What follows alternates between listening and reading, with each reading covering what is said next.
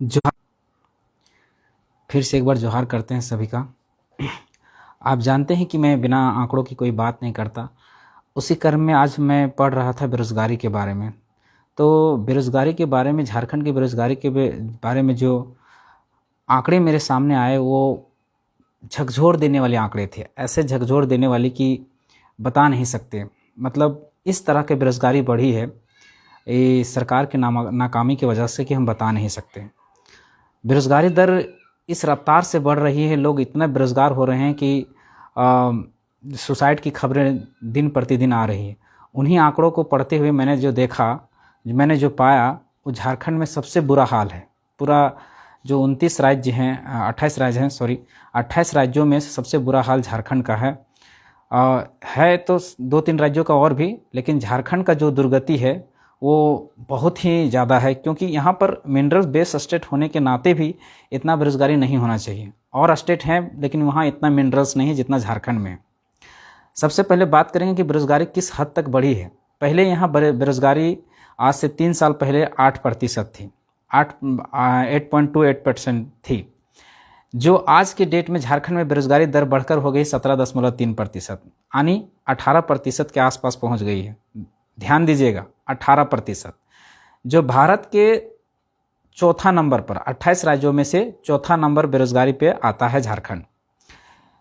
अब समझिए कि सबसे जो कम बेरोज़गारी है वो शायद हमारा पड़ोसी राज्य जो अलग हुआ छत्तीसगढ़, वहाँ 0.4% बेरोज़गारी है। याद रखिएगा, हमारे साथ अलग हुआ है छत्तीसगढ़, जहाँ बेरोज़गारी है 0.4%। उसके बाद आता है मात्र 0.4%, यानी 0.4% ही गरीबी हमारे साथ अलग हुआ। और हमारे यहाँ कितना है? 17%, यानी 17.3%, यानी 18% के आसपास हमारे यहाँ बेरोज़गारी हो गई। समझ सकते हैं कि कितना दुर्भाग्य और कितना ही दुर्भाग्य का विषय है कि हमारे यहाँ, हमारे साथ एक राज्य अलग होता है जहाँ 0.4% बेरोज़गारी है, और हम उसी के साथ अलग होते हैं। हमारे यहाँ उससे ज़्यादा खनिज है, उनसे ज़्यादा मिनरल्स हैं, लेकिन हमारे यहाँ बेरोज़गारी 18% है। सरकार जो 3 साल 4 साल में जो वादा करके आई कि हम साल में 5 लाख नौकरी देंगे, 5 लाख नौकरी देंगे, हर साल जेपीएससी का 2 एग्ज़ाम लेंगे। जेपीएससी का एग्ज़ाम एकमात्र हुआ इस कार्यकाल में, जो 4 साल का कार्यकाल है उसमें मात्र एक जेपीएससी का एग्ज़ाम हुआ। जेएसएससी जेईई का एग्ज़ाम 8 साल में एक बार हो पाया है। जेएसएससी सीजीएल का भी निकला है पर एग्ज़ाम नहीं हुआ है, पता नहीं कब होगा। इसका भी 3 बार फॉर्म रद्द हो चुका है। ये 2015 में पहले फॉर्म निकला, फिर ये रद्द हुआ, फिर 2019 में निकला, फिर रद्द हुआ, फिर उसी को 2022 में निकाला गया, फिर रद्द हुआ, और 2023 में फिर से उसको निकाला गया। देखिए, हो जाता है तो बहुत बड़ी बात है। तो इस तरह से बेरोज़गारी इतना चरम सीमा पे पहुंच गई है झारखंड में कि हर कोई परेशान है, बेहाल है। उस क्रम में सरकार ने वादा किया था कि हम जो 5 लाख नौकरी देंगे और सालाना जेपीएससी का जो 2 एग्ज़ाम लेंगे, वो तो ले नहीं पाई। मात्र झारखंड में, ध्यान से सुनिएगा, मात्र झारखंड में सरकार ने ये 3 साल, जो 4 साल के जो कार्यकाल चल रहा है, उसमें मात्र 0.3% ही नौकरी दे पाई है झारखंड सरकार। 0.3%। फिर से एक बार सुन लीजिएगा, 3.5 साल 4 साल के कार्यकाल में जेएमएम की सरकार ने, जो हेमंत सोरेन की सरकार है, उससे मात्र 0.3% ही नौकरी दे पाई है। अब ये बेरोज़गार युवा कहाँ जाएंगे? ये मैं नहीं कह रहा हूँ, आंकड़े कह रहे हैं। आंकड़े हैं, ये centre for monitoring Indian economy के आंकड़े हैं। Centre for monitoring Indian economy के आंकड़े हैं, जो कह रहे हैं झारखंड सरकार ने पूरे 3.5 साल 4 साल के कार्यकालों में मात्र 0.3% ही नौकरी दे पाई है। और बेरोज़गारी दर झारखंड की 8 से बढ़कर 18% तक पहुंच गई है। कहाँ जा रहा है झारखंड? क्या हो रहा है झारखंड के साथ में? चाहे वो सरकारी नौकरी की बात हो, चाहे प्राइवेट नौकरी की बात हो। अब हम आंकड़ों में अगर देखा जाए तो हमारे यहाँ टोटल 2728 कंपनियाँ हैं। टोटल 2728 के लगभग में कंपनियाँ हैं, प्राइवेट कंपनियाँ। इन कंपनियों में सरकार का वादा था कि हम आएंगे तो 75% यहाँ के स्थानीय युवाओं को नौकरी देंगे। क्या यहाँ के युवाओं को 75% नौकरी मिल गई? नहीं। कहाँ गई वो वादे? समझ में नहीं आता। और जो मांग कर रहे हैं, जो लड़के या छात्र जो मांग कर रहे हैं कि हमें प्राइवेट नौकरियों में 75% दिया जाए या सरकारी नौकरी दिया जाए, तो उस पर लाठियाँ बरसाई जाती हैं, आंसू गैस दागे जाते हैं। रबर की गोलियां दागी जाती हैं। हम वही मांग कर रहे हैं जो सरकार ने मैनिफेस्टो में शामिल की थी, जो सरकार ने मैनिफेस्टो में लाया था। हम तो खतियान और स्थानीय नियोजन नीति को तो बात कर रहे हैं, लेकिन स्थानीय और बेरोजगारी का जब बात करते हैं, अगर खतियान आधारित स्थानीय नीति और नियोजन नीति नहीं बनता है तो याद रखिए ये बेरोजगारी भी नहीं घटेगी, क्योंकि जब तक स्थानीय नीति और नियोजन नीति स्पष्ट नहीं होगा तब तक ये सरकारी चाह भी लेगी तो नौकरी नहीं दे पाएगी। अब ये सरकार ने कही है कि हम प्राइवेट नौकरियों में 75% नौकरी देंगे यहाँ के स्थानीय को, लेकिन कैसे पता चलेगी कि यहाँ के स्थानीय है कौन, यहाँ का स्थानीय है कौन? पहले ये तो पता करना पड़ेगा ना, पहले ये तो परिभाषित करना पड़ेगा ना, पहले ये तो आइडेंटिफाई करना पड़ेगा ना कि झारखंड का स्थानीय है कौन, झारखंडी है कौन। पहले यही नहीं आइडेंटिफाई है, पहले यही नहीं परिभाषित है, तो फिर 75% हम नौकरी देंगे कैसे? इसीलिए बेरोजगारी दर बढ़ रहा है। इसीलिए आज जितनी भी कंपनियां हैं, आप किसी भी कंपनी की बात कर लीजिए, चाहे ECL हो, मेदांता हो, उषा मार्टिन हो, जितनी भी प्राइवेट कंपनियां हैं, उन कंपनियों का हाल देख लीजिए, उसमें कितने लोग हमारे बैठे भरे हैं। 75% बाहरी घुस गए हैं, 25% ही मात्र हमारे लोग हैं। जब तक उसमें 75% हमारे लोग नहीं जाएंगे तब तक वो चीज़ें सुधर नहीं सकती। आप DVC की ही बात कर लीजिए, कल जो जिसमें धारणा हम लोग दिए थे, DVC में भी कितने लोग हैं? DVC में चाहे नहीं, हम मानते हैं कि सरकारी जो पद है उसमें आदमी अपना मेरिट से जाता है, एक से जाता है, लेकिन जो ठेकेदार के तहत बहाली हो रहा है, जो जिसमें सरकार ने कही है कि 40,000 का जो प्राइवेट नौकरी होगा उसमें 40,000 तक में यहाँ झारखंडियों की नौकरी लगेगी, उसमें किसकी नौकरी है? चाहे ठेकेदार हो, चाहे आउटसोर्सिंग हो, उसमें कौन काम कर रहे हैं? उसमें सब बाहरी लोग काम कर रहे हैं।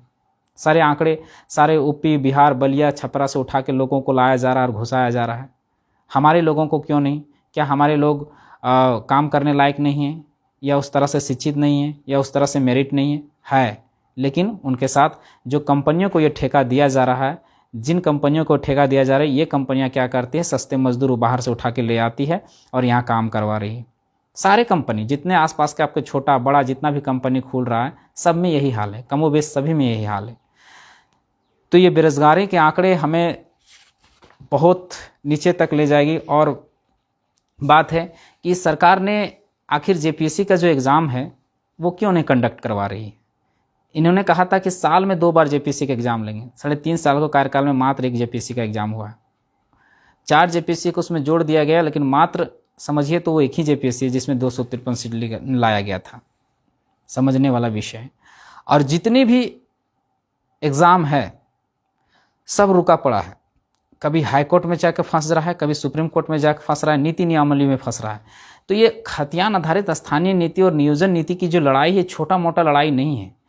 अगर ये खतियान आधारित स्थानीय नीति और नियोजन नीति जब तक स्पष्ट रूप से नहीं बनती है, इस तरह का सारा वैकेंसी फंसी रहेगी और वैकेंसी फंसे रहने के कारण बेरोजगारी दर बढ़ती चली जाएगी। ना तो आपको सरकारी में नौकरी मिल पाएगी और ना ही प्राइवेट में मिल पाएगी। आज कल पंचायत सचिव का जो नियुक्ति पत्र बटा, वो बताइए कि ये क्या हेमंत सोरेन की थी? नहीं थी। ये वैकेंसी रघुवर दास सरकार की थी। रघुवर दास सरकार ने निकाला, उसको निकालने के बाद ये पंचायत सचिव का सारा रिजल्ट वगैरह हो चुका था, लेकिन ये सरकार आते ही रद्द कर दिया। तब पंचायत सचिव के सारे विद्यार्थी चले गए हाई कोर्ट से फिर सुप्रीम कोर्ट, और सुप्रीम कोर्ट में ये जजमेंट आया, तब इसका जाके नियुक्ति हो रहा।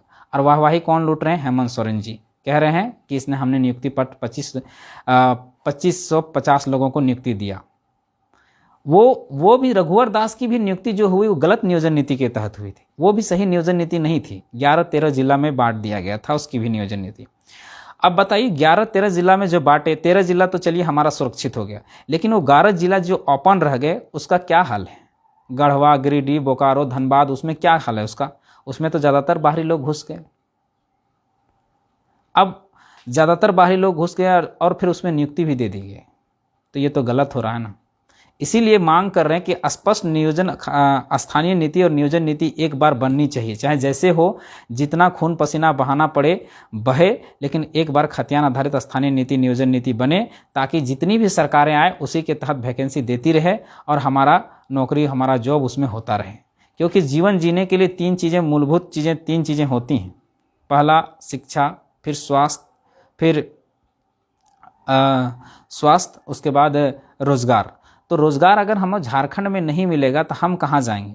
अगर हमारे पास संसाधन नहीं होते, हमारे पास कंपनियां नहीं होती, हमारे पास रोज़गार नहीं होती, हमारे पास नौकरी नहीं होती, तो हम समझ सकते थे कि चलो हमारे पास नहीं है, हम कहीं और जाके काम कर। लेकिन हमारे पास ये सारी चीज़ें हैं, ये चीज़ें होने के बाद भी अगर हमको नहीं मिल रही है तो ये गलत बात है। ये बहुत ही सरासर गलत हो रहा है, सरासर अन्याय हो रहा है। और आज हर झारखंडी दर दर की ठोकरें खा रहे हैं। आप देखे होंगे कि जब हम लोगों ने सहयोग मांगा महाधिवेशन के लिए, तो ज़्यादातर सहयोग विदेशों से आए। कोई मस्कट चले गए, कोई ओमान चले गए, कोई मलेशिया चले गए, कोई सऊदी अरब। क्यों चले गए? क्यों चले गए? क्यों? क्या उन लोगों के लिए यहाँ रोज़गार की व्यवस्था नहीं हो सकती थी? हो सकती थी। उतनी कंपनियाँ हैं यहाँ पर कि उतना रोज़गार यहाँ पर मिल सकती है। लेकिन हमारी स्पष्ट नीति नहीं होने के कारण वो चीज़ें नहीं मिल पा रही, जिस कारण से बेरोज़गारी दर बढ़ रहा है। अब ग्राफ इतना बढ़ रहा है, इतना बढ़ रहा है अनएम्प्लॉयमेंट रेट, कि आप देखिए हमारे पास 40% खनिज है, 40% खनिज है यानी मिनरल्स है, पर गरीबी कितनी है? 42.2% गरीबी है, यानी 42.2% गरीबी। ये आंकड़े हैं, हम नहीं कह रहे हैं, आंकड़े हैं। और ये आंकड़े किसका नहीं है? National multidimensional poverty index baseline report का है। आप समझ लिए, national multidimensional poverty index baseline, इसका रिपोर्ट है। मैं कोई अनर्गल बातें या फिर अपने से कुछ नहीं कर रहा हूँ, ये सारे आंकड़े हैं, देख लीजिए आप, ये सारे आंकड़े हैं। इन आंकड़ों के तहत मैं बात कर रहा हूँ।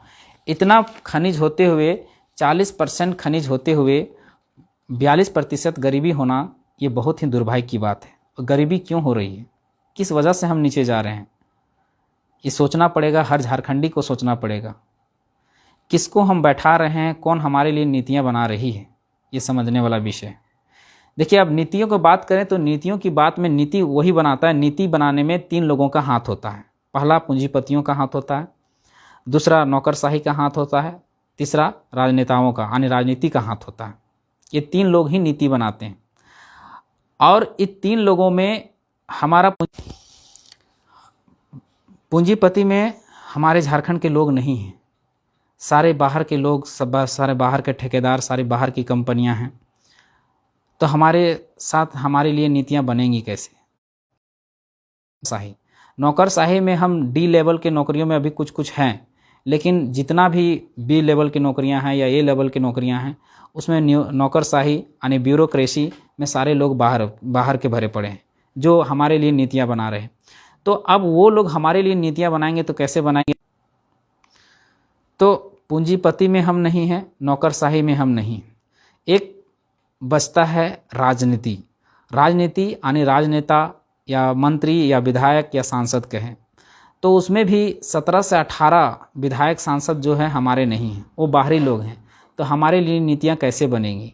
और जो भी हैं वो मरण सन्ना की स्थिति में है, वो कोई काम का नहीं है, हमारे बारे में हमारे लिए सोचते ही नहीं, मरण सन्ना स्थिति में है। अब अगर देखा जाए तो एसटी की 28 सीटें और 9 एससी का यानी 37 सीटें ऐसे ही, और टोटल 60-70 तो हमारे विधायक सांसद हैं। अगर विधायक अगर इन सारे मिल के, ये सारे लोग मिल के अगर हमारी खतियान आधारित स्थानीय नीति और नियोजन नीति की बात करते हैं, अगर सदन में ये आवाज़ उठाते हैं, तो कौन सा ऐसा ताकत है जो इसको रोक सकती है? लेकिन नहीं करेंगे ये लोग हमारा भला चाहते ही नहीं। ये लोग, क्योंकि ये सारे लोग किसी न किसी षड्यंत्र के तहत फंसे हुए हैं, कहीं ना कहीं उलझे हुए हैं, जो हमारे लिए नहीं चाहते हैं कि हमारे लिए नीतियाँ बने।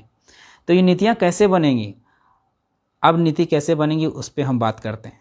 हम जितने भी झारखंडी हैं, जितना यूथ है, हम सभी यूथ को ये चीज़ सोचना पड़ेगा कि नीति कैसे बनेगी। तो हमें 3 चीज़ों पे कब्जा करना पड़ेगा। 3 स्तंभ होते हैं, उन 3 स्तंभों में कब्जा करना पड़ेगा। विधायिका, जो भी छात्र हैं, जो भी राजनीतिककार हैं, जो अच्छा वक्ता है, अच्छे जानकार हैं, वो आइए और राजनीति कीजिए और ऊपर विधायिका में बैठिए। और जो न्यायपालिका है, वो न्यायपालिका में जो एडवोकेट है, जो लॉ कर रहे हैं, जो नहीं कर रहे हैं, जो पढ़ने वाले छात्र हैं, वो ज़्यादा से ज़्यादा मात्रा में लॉ कीजिए, ज़्यादा से ज़्यादा मात्रा में लॉ में एडमिशन लीजिए, LLB ये सब कोर्स कीजिए। और ज़्यादा से ज़्यादा जो न्यायपालिका में जाने का प्रयास कीजिए, न्यायपालिका में घुसने का प्रयास कीजिए। ज़्यादा से ज़्यादा लोग न्यायपालिका में जाएंगे तो हमारा वहाँ कब्जा होगा। तो न्यायपालिका में जो इच्छुक हैं वो न्यायपालिका में जाएं, और जो इच्छुक न भी हैं, जो अभी नए नए फ्रेशर स्टूडेंट हैं, जो ग्रेजुएशन कर रहे हैं या ग्रेजुएशन करने वाले हैं, जो 12th पास आउट हैं, वो लॉ में एडमिशन लें और न्यायपालिका में जाने का प्रयास करें। तीसरा होता है कार्यपालिका, यानी जो भी ब्यूरोक्रेसी का जो ये होता है, उसमें जितनी भी ऑफिसर का पद है, IAS IPS से लेकर BDO CO, ये सारे पद में हम लोग को घुसना पड़ेगा। तो जो पढ़ने वाले छात्र हैं वो मन लगा के पढ़ें, खूब मन लगा के पढ़ें, इतना मन लगा के पढ़ें कि हम जाके ब्यूरोक्रेसी में अपना कब्जा जमा सकें, हम झारखंड में बैठ सकें, उस सीटों में बैठ सकें जहां हम अपने लिए नीति नियमावली बना सकें। ये लड़ाई लंबी चलेगी, लड़ाई इतनी छोटी है नहीं जितना छोटा हम लोग समझ रहे हैं। अगर कार्यपालिका, विधायिका, कार्यपालिका और न्यायपालिका, इन तीनों चीज़ों पर अगर हम बैठ जाते हैं, हम अपना कब्जा जमा लेंगे, तो निश्चित है हमें हक अधिकार से कोई नहीं रोक सकता। ये आंदोलन, ये 1932 का आंदोलन, ये खतियान आधारित स्थानीय नीति, नियोजन नीति के आंदोलन या भाषा आंदोलन के हैं। ये आंदोलन एक केवल खतियान और भाषा की आंदोलन नहीं है, ये आंदोलन जन जागरूकता की है, ये आंदोलन झारखंडियत को जगाने की है, अपने हक अधिकार को जानने की है। ये आंदोलन को इतना छोटा मत समझिए, इससे हमारे अंदर झारखंडियत की भावना जाग रही है, इससे हम अपने हक अधिकार के बारे में हम जान रहे हैं कि किस तरह से हमें लूटा जा रहा है, किस तरह से हमें पीटा जा रहा है, किस तरह से हमें कूटा जा रहा है। ये वो आंदोलन है, इसमें जागने की ज़रूरत है, जानने की ज़रूरत है और समझने की ज़रूरत है कि किस तरह से हम शोषण का शिकार हो रहे हैं, किस तरह से हमारे पर जुल्म हो रहा है, किस तरह से हमारे पर अत्याचार हो रहा है। अब देखिए, इन आंकड़ों से देखिए, आप किसी भी कंपनी में चल जाइए, किसी भी थाना में चल जाइए, किसी भी BDO ऑफिस में, CO ऑफिस में, DC ऑफिस में, बिना आज चढ़ावा चढ़ाए कोई काम नहीं होता। इतना हद तक करप्शन। एक दिन हम करप्शन पे भी बात करेंगे और करप्शन के आंकड़े हम लेके आएंगे, करप्शन में भी एक बात करेंगे, तो हम विदाउट आंकड़े बात करेंगे ही नहीं। बिना आंकड़ों के मैं बात करता ही नहीं हूँ। मैं वो भी आंकड़े करप्शन का भी निकाल के लाऊंगा और वो आंकड़ों के थ्रू ही बात करूँगा। आज बात कर रहे हैं बेरोजगारी की, तो उस बेरोजगारी को हम कैसे ख़त्म करेंगे, यही एक उपाय है कि हम लोग विधायिका में, कार्यपालिका में और न्यायपालिका में कोशिश करें, जो जिस क्षेत्र में है पूरा अपना एफर्ट लगाएं और वहां बैठने का प्रयास करें। तभी हम सुधार पाएंगे, तभी हमारी आने वाली पीढ़ी सुरक्षित हो सकती है, हमारा भविष्य सुरक्षित हो सकता है, हम सुरक्षित हो सकते हैं। हो सकता है हमको लड़ते लड़ते हमारा जीवन खत्म हो जाए, लेकिन याद रखिए कि आने वाला पीढ़ी राज भोगेगा। ये कथन है शक्तिदा का, जिन्होंने कहा था कि पहला पीढ़ी गोली खाएगा, दूसरा पीढ़ी संघर्ष करेगा और तीसरा पीढ़ी राज करेगा। तो पहला पीढ़ी गोली खाकर झारखंड को अलग कर दिया और झारखंड को दिलवा दिया, वो खुद गोली खाए और झारखंड को दिलवा दी। हम ये दूसरा पीढ़ी हैं, हम लोग को संघर्ष करना पड़ेगा, और अगर आज हम संघर्ष नहीं करते हैं तो याद रखिए वो जो तीसरा पीढ़ी होगा वो भी राज नहीं कर पाएगा। आज हम अपने बाल बच्चों के लिए अपने सारा कमाई, अपना धन, अपना पैसा सब कुछ लगा देते हैं, लेकिन क्या गारंटी आप देते हैं कि आपका बाल बच्चा यहाँ झारखंड में नौकरी कर पाएगा, रोजगार कर पाएगा? नहीं, गारंटी नहीं दे सकते, क्योंकि यहाँ की नीति, यहाँ की पॉलिसी बहुत ही ख़राब है और बहुत ही घटिया है। तो इसको, अगर इस नीति को, इस पॉलिसी को बनाना होगा तो इससे सबसे पहले जन जागरूकता और लड़ाई लड़नी पड़ेगी, साथ बनाए रखना पड़ेगा। बहुत सारा प्रोपोगेंडा चल रहा है, बहुत सारा षड्यंत्र चल रहा है, बहुत सारा बरगलाने की बात चलेगी, पार्टियाँ आएंगी, आपको तोड़ने का प्रयास करेगा, लेकिन आपको डटे रहना है कि नहीं, ये आंदोलन के बिना कुछ नहीं हो सकता। ये आंदोलन बहुत बड़ा आंदोलन है जिसमें झारखंडियत की भावना जग रही है, ये सोचकर आपको साथ देना पड़ेगा। और आने वाली पीढ़ी के लिए हम इतना कर रहे हैं तो आने वाली पीढ़ी के लिए लड़ाई लड़ना पड़ेगा। आज सोच के देखिए, एक उदाहरण है, छोटा सा उदाहरण है, अगर आप समझ जाएंगे उस छोटे से उदाहरण से आपको समझ में आ जाएगा। 2002 में यही डोमिसाइल की नीति, 2002 में यही डोमिसाइल की 1932 के खतियान का जिक्र हुआ था 2002 में। उस समय अगर हम सही से लड़े होते, अगर हम बटे नहीं होते और डट के अगर हम लड़े होते, तो अगर 2002 में अगर वो लड़ाई जारी थी, अगर वहीं पर 2002 में ही अगर 1932 का खतियान लागू हो जाता और उसके आधार पर स्थानीय नीति और नियोजन नीति निर्गत हो जाता, बन जाती, तो क्या आज हमें लड़ने की ज़रूरत पड़ती? नहीं पड़ती। और लड़ने की ज़रूरत नहीं पड़ती, आज हम सड़कों में नहीं होते, आज कहीं ना कहीं बैठे होते, कहीं ना कहीं नौकरी कर रहे थे, कहीं ना कहीं रोज़गार कर रहे होते, चाहे वो प्राइवेट हो चाहे सरकारी हो। अगर हमारे लिए नौकरी, अगर वो नीति बन गई होती तो आज कहीं ना कहीं हमारे जैसा पीढ़ी जो बर्बाद हो रहा है, सड़कों पे जो बर्बाद हो रहा है, वो कहीं ना कहीं जॉब कर रही होती, कहीं ना कहीं सरकारी नौकरी कर रही होती। और आज सेम कंडीशन आज आया है 20 सालों बाद। अगर आज हम यहाँ लागू नहीं कर पाते हैं, आज यहाँ अगर अलग अलग हिस्सों में बँट जाते हैं, या कोई हमें बांटने का प्रयास करता है और हम बँट जाते हैं, चाहे बीजेपी हो, चाहे जेएमएम हो, चाहे कांग्रेस हो, चाहे आसू, अगर हमें बांटने का प्रयास करती है, चाहे जितनी भी पार्टियां हैं बरगलाने का प्रयास करती है, अगर हम उसके बरगलाने में आ जाते हैं तो याद रखिए 20 साल बाद आपका जो भविष्य होगा वो आके फिर लड़ेगा इसी चीज़ के लिए। क्योंकि जब तक ये नौकरी देने के लिए, रोजगार देने के लिए खतियान आधारित स्थानीय नीति, नियोजन नीति सबसे आवश्यक है। जहाँ भी भारत के जितने भी राज्य हैं सब देखिए अपने लिए स्थानीय नीति और नियोजन नीति बनाया है। एक झारखंड ही ऐसा राज्य है जहाँ आज तक स्थानीय नीति और नियोजन नीति स्पष्ट नहीं हो पाया। बनाया तो रघुवर दास ने भी है, लेकिन बिना आधार का। 1985 यानी 30 साल का लेके चला। 30 साल किस बेसिस पर हमें नहीं पता, लेकिन गलत था। उन्होंने भी नियोजन नीति बनाया, लेकिन किस तरह से? 2 भाइयों में बांट दिया, 11-13 जिला। एक जिला 2 भाई हैं तो एक भाई घर में घुस सकता है, घर में रह सकता है, अपना अधिकार ले सकता है, लेकिन एक भाई है नहीं ले सकता है। बहुत सारा प्रोपोगंडा चलेंगे, धर्म के नाम पर लड़ाने का प्रयास किया जाएगा, जाति के नाम पर लड़ाने का प्रयास किया जाएगा, आपको भाषा के आधार पर लड़ाने का प्रयास किया जाएगा, क्षेत्रवाद के नाम पर लड़ाने का प्रयास किया जाएगा। बहुत सारे षड्यंत्र चलेंगे, उस षड्यंत्रों से बच के रहना है। आपको समझना है, बुझना है कि कौन सही है और कौन गलत है। ये अंग्रेजों वाली नीति चलेगी, फूट डालो और राज करो, वो वाली नीति चलेगी, वो वाली प्रोपोगंडा चलेगी। उस प्रोपोगंडा से आपको बच के रहना है और आपको बस यही चीज़ रखना है कि किसी भी तरह से ये आंदोलन ठप नहीं होना चाहिए, ये आंदोलन ख़त्म नहीं होना चाहिए। बाकी धन्यवाद, जोहार। फिर आएंगे एक नए आंकड़ों के साथ में, तब तक के लिए धन्यवाद।